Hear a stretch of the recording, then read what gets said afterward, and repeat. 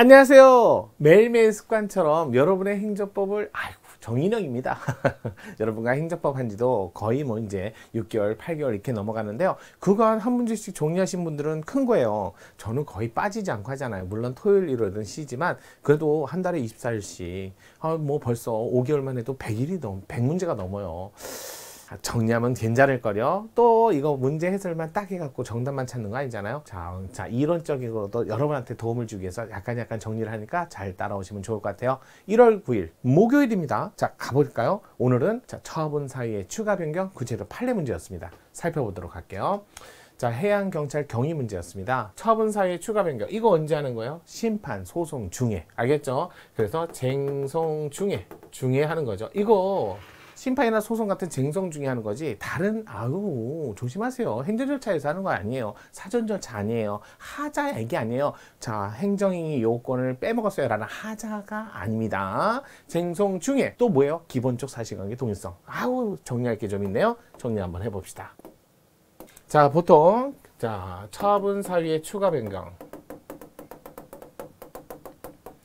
자, 이거는 쟁송 중에, 그러니까 심판이든 소송이든 관계없어요. 심판, 소송 중에 뭐라고 그래요? 기본적 사실관계 동일성이 있는 경우, 요걸 전제로 하잖아요. 기본적 사실관계 동일성이 있는 범위 내에서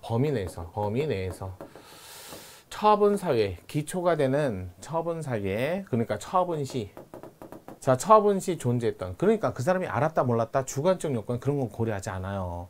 처분 시를 기준으로 해서 사유, 기본적 사실관계, 그러니까 법률관계 이전에 있었던 처분이 되는 사유를 얘기하는 거예요.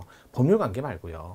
법적 문제 말고요. 그래서 요 처분 시를 기준으로 사유를 동일성 범위 내에서는 추가하거나 변경하는 게 가능하다. 그래서 처분 사유 추가 변경이에요. 저 이렇게 하는데 이게 기본적 사실관계 동일성을 벗어나면 안 돼요. 그럼 기본적 사실관계 동일성을 우리가 판단하나요?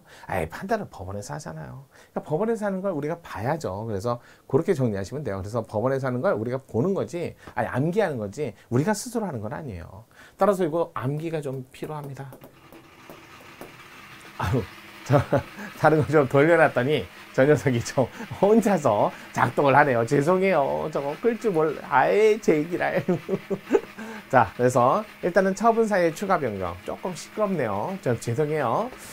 자, 처분 사유의 추가 변경은 기본적 사실관계 동일성인데, 만약 이런 것들이 있잖아요. 자, 기초가 된 사실인데 이게 환경 문제야. 형질 변경, 그다음에 환경. 이거 같은 개념이에요. 그러니까 이런 것들을 보면서 같이 돌아가신다라고 생각을 하시면 돼요. 다만 오늘 나왔던 문제 판례 중에 이런 판례가 있어요. 분명히 법률에도 없는 동의를 받아라 라고 하면서 동의를 안 받아도 되는데 왜 법률에도 없는 동의를 요구하느냐, 그래서 소송을 걸었어. 근데 나중에 보니까 거리 제한이 잘못됐다, 거리 제한을 넘어섰다, 법률에 있는 거리 제한. 그러면 뭐예요? 동의를 갖고 싸우는 건데 갑자기 거리 제한을 추가 변경? 이건 안 된다는 거죠. 그렇게 정리를 좀 하시면 좋을 것 같습니다. 자, 요거는 어쩔 수 없어요. 처분 사유의 추가 변경은 제일 중요한 게 기사동이고 판례를 좀 암기하시는 방법밖에 없습니다. 자, 일단은 또 구별하셔야 되는 건 처분의 위법, 하자 개념하고는 관계가 없어요. 이거하고는 무관합니다. 이런 것들을 좀 보셔야 돼요. 자, 가장 옳지 않은 거 1번. 자, 위법 판단 기준 시점을 처분 시로 볼 경우 처분 이후에 발생한 새로운 사실적 법적 사유를 추가 변경하고자 하는 것은 허용될 수 없고, 자, 이러한 경우에는 개정 처분을 직권 취소하고 이를 대체하는 새로운 처분이라고 한다. 처분 이후에 발생한 새로운 사실, 이거 다 새로운 사실이야. 이거 기본적 사실관계 동일성을 벗어났기 때문에 그렇습니다. 맞아요. 새로운 처분을 할 수 있다. 두 번째, 군사시설 보호구역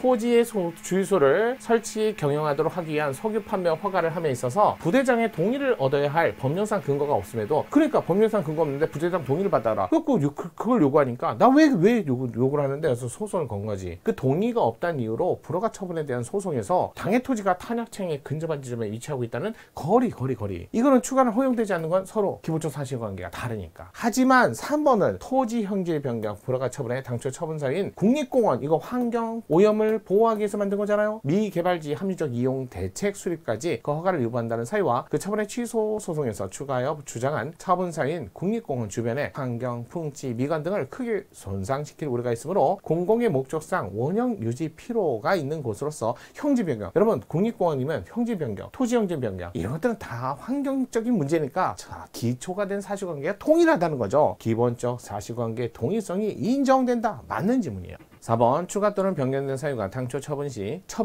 그 사유가 명기되지 않았을 뿐 처분 시에 이미 존재하고 있었고 당사자도 그 사실을 알고 있었다면 당사자 유무는 알고 있다 유무는 동일성을 인정하는 데 있어서 기준이 되지 않습니다. 요거 조심하셔야 돼요.